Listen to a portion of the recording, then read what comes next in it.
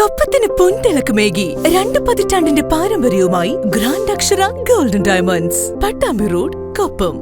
ആരോഗ്യമേഖലയിൽ ഇത്രയധികം വികസന പ്രവർത്തനങ്ങൾ നടന്ന മറ്റൊരു കാലവും കേരളത്തിന്റെ ചരിത്രത്തിൽ ഉണ്ടായിട്ടില്ലെന്ന് മന്ത്രി വീണ ജോർജ്. കൊപ്പം ഗ്രാമപഞ്ചായത്തിലെ ഹോമിയോ ഡിസ്പെൻസറിയുടെ നിർമ്മാണോദ്ഘാടനം ഓൺലൈനായി നിർവഹിച്ച് സംസാരിക്കുകയായിരുന്നു മന്ത്രി.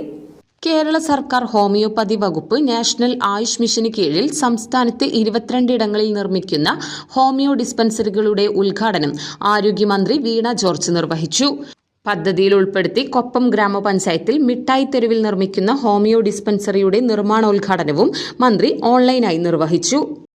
നമ്മുടെ ഈ 22 നിർമ്മാണ പ്രവൃത്തികളുടെയും രണ്ട് കെട്ടിട നിർമ്മാണ പൂർത്തീകരണത്തിന്റെയും ഉദ്ഘാടനം നിർവഹിക്കുന്നതായി അറിയിച്ചുകൊണ്ട് ഈ കാലഘട്ടത്തിൽ സംസ്ഥാന സർക്കാർ 8.5 വർഷക്കാലം നമ്മളൊന്ന് പരിശോധിച്ചാൽ ആരോഗ്യ മേഖലയിൽ, ആയുഷ് മേഖലയിൽ ഇത്രയും അധികം വികസന പ്രവർത്തനങ്ങൾ നടന്നിട്ടുള്ള ഒരു കാലവും കേരളത്തിന്റെ ചരിത്രത്തിലുണ്ടായിട്ടില്ല. അതുപോലെ നമ്മുടെ കുട്ടിശല്യ ആരോഗ്യ കേന്ദ്രത്തെ കുറിച്ച് പറഞ്ഞു. അതിൽ ഇത്രയും ദൂരം സഞ്ചരിച്ചു, കാരണം അതിന് ശേഷം പിന്നീട് അങ്ങോട്ട് നമുക്ക് ആശ്രയിക്കുന്നുണ്ട്. അപ്പോൾ അവിടെ ഈ നമ്മുടെ സെറ്റിൽമെന്റ് പ്രദേശങ്ങളിൽ നിന്ന് ഗർഭിണികളായിട്ടുള്ള ആളുകൾ എത്തുമ്പോൾ ഇത്രയും ദൂരം സഞ്ചരിച്ചെത്തുന്നുണ്ട്.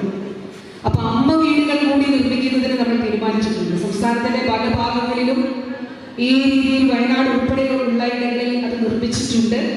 അപ്പൊ ആ രീതിയിൽ ഇവിടെ കൂടി നിർമ്മിക്കുന്നതിന് നമ്മൾ തീരുമാനിച്ചിട്ടുണ്ട്.